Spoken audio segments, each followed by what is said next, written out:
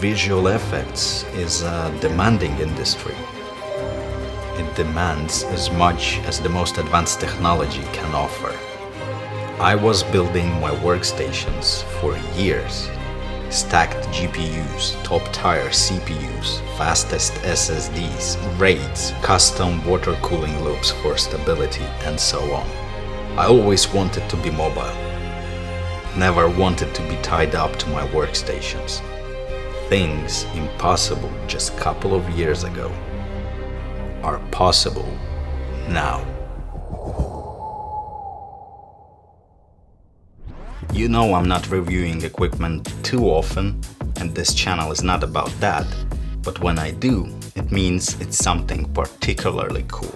Today I'm going to talk about this 15-inch Razer blade, advanced model with RTX 2080 inside. Quick story first. Over the Christmas and New Year I was working on a very big project. It was extremely demanding one in terms of resources. I needed to constantly render different parts of my project on all my machines in order to deliver it on time. So I decided that I will just stay home and control all other machines from one place using my Razer Blade Pro. It's important to mention all that because A, this review is from a very demanding professional's point of view, and B, this is how I got that idea of fully switching to laptop, which was never possible before. After the project was done, I kept thinking how cool it was working from laptop, have all your machines at a glance and have all your master files with you wherever you go. So I reached out to Razer and said, hey guys, listen, I'm a VFX artist and I own Blade Pro and I want to make an experiment of fully switching to a laptop.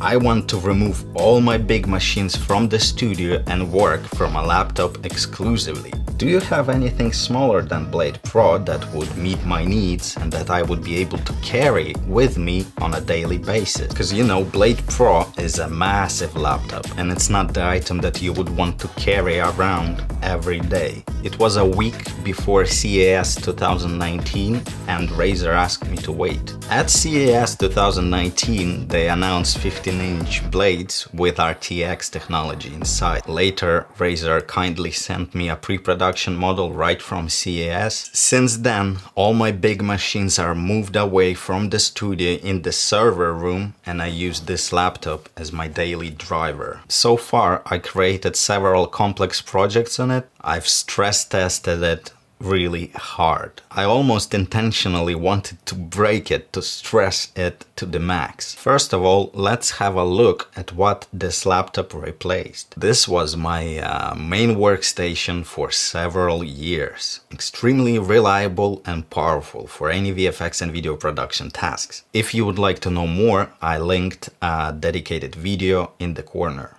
So in order to replace that kind of tool, laptop has to meet certain criteria. I'm still using my big workstation as a master in the render farm, so all the softwares I use here are duplicated on that master machine. When I finished my work on the project, actually creating the project on the laptop, it's automatically synced with master render machine over OneDrive, and I can render my final visuals there while I can keep working on other stuff on this laptop. What I mean by main machine. So the main machine is the machine where you create scenes. It's 99% of production pipeline.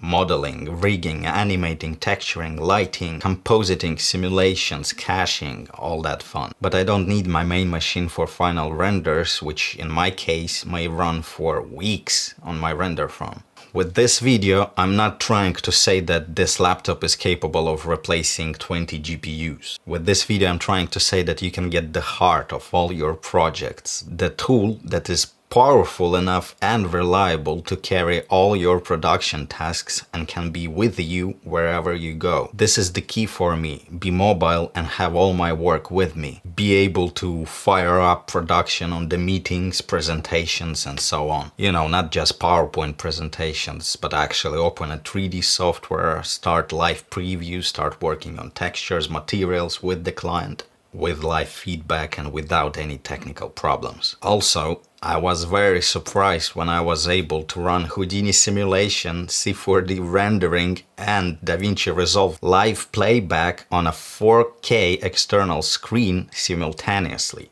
And the laptop didn't even blink. This fact on its own tells a lot for those who know what I'm talking about. Anyways, I've ran several benchmarks on my old workstation and on this laptop in order to compare the productivity. Let's start with Cinebench, as these stats are what will influence your workflow directly. Viewport performance, scenes heavy load, simulations, catching and all that stuff.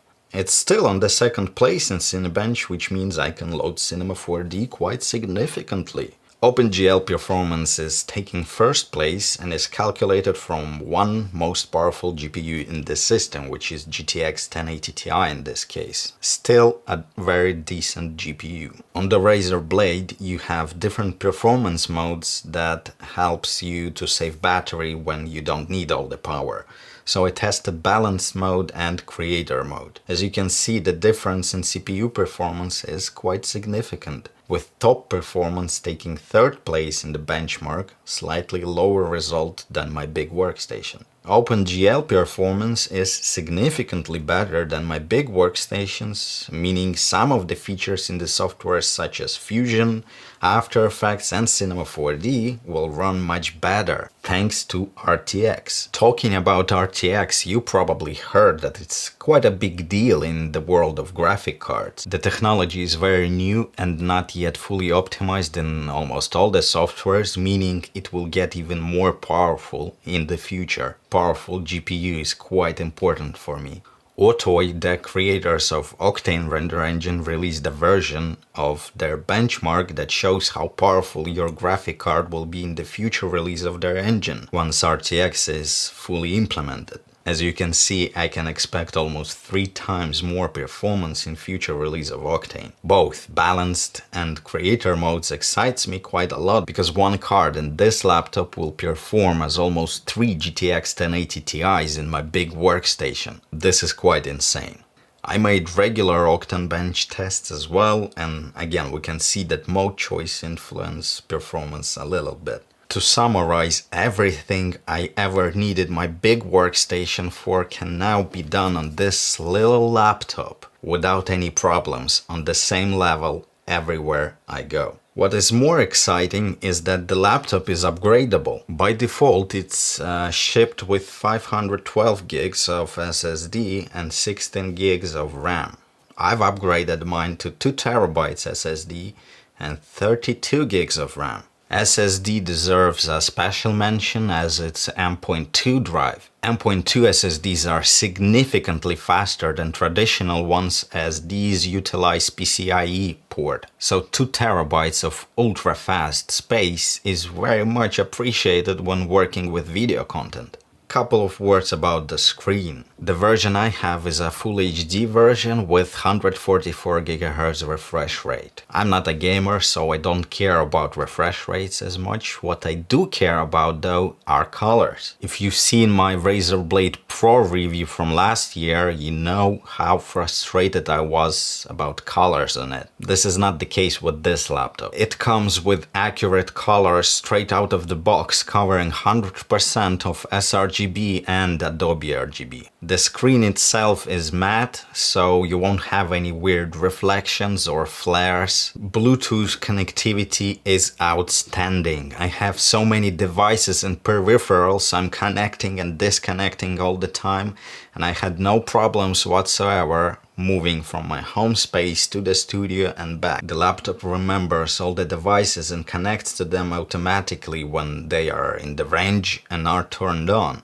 This includes keyboards, mouse, Apple AirPods, external speaker and vacuum tablet. The keyboard is very pleasing. Again, comparing to my Razer Blade Pro that had some problems, this one does not have any problems at all. And the keyboard itself is much better in my opinion. I'm not a big fan of mechanical clicky buttons. This one is very quiet. Of course, the keyboard is equipped with Razer's famous RGB illumination. I've set all my Razer stuff to just white color, but you can go crazy if that's something you desire, as every single key is customizable. Touchpad is big and very responsive to Windows gesture controls. The ports. All the standard stuff is there. Charging port, 2 USB 3.1 ports and headphone jack on the left side, mini display, HDMI, another USB 3.1 and Thunderbolt port on the right side. I would love to have Ethernet port and SD card reader though. It's not a massive flaw, but brings certain inconvenience for sure. In the studio I have a small dongle for Ethernet cable, and at home space Ethernet is connected to the Razer Core, which also hosts my external 1080 Ti and feeds my external monitor. So with the Core, all I have to do is plug the Thunderbolt cable to have external screen plus wired internet. I can live with that because I need external card reader for my FS7 anyway, because it utilizes XQD cards. The speakers are really decent, and what I like the most is that they sound good when the laptop is closed. I use the laptop closed on a vertical stand when connected to external screen, so this was a very pleasant surprise. Finally, what made it all possible without glitches in such a small form factor is, of course, clever cooling. I'm not going to pretend I understand the engineering, but the whole surface of the laptop doesn't even get hot while under load. The hot air is efficiently blown out from back vents, and my decision to use laptop on a vertical stand helps a lot. The laptop has a free access to air and plenty of space to blow it out. RTX 2080 inside is Max Q version, which tells you that it's a special version that helps with cooling.